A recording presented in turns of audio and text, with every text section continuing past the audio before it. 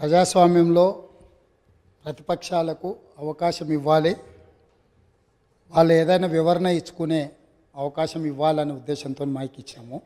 Mic ఇవ్వండి అని మిమ్మల్ని రిక్వెస్ట్ చేసినా మీరు వారికి ఇచ్చిండ్రు, పెద్ద మనసు చేసుకొని.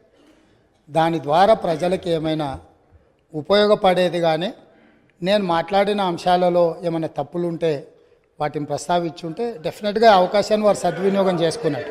కానీ వారు ఏం మాట్లాడుతున్నారు, మళ్ళీ అక్కసి వెళ్ళగక్కుతున్నాడు.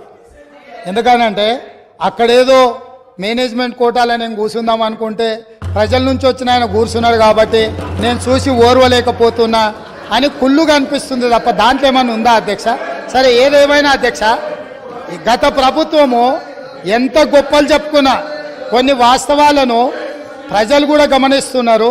మీ ద్వారా వాళ్ళు ఆ సమయంలో మరి గుర్తుందో లేదో ఇప్పుడు గుర్తు చేయదలుచుకున్న అధ్యక్ష.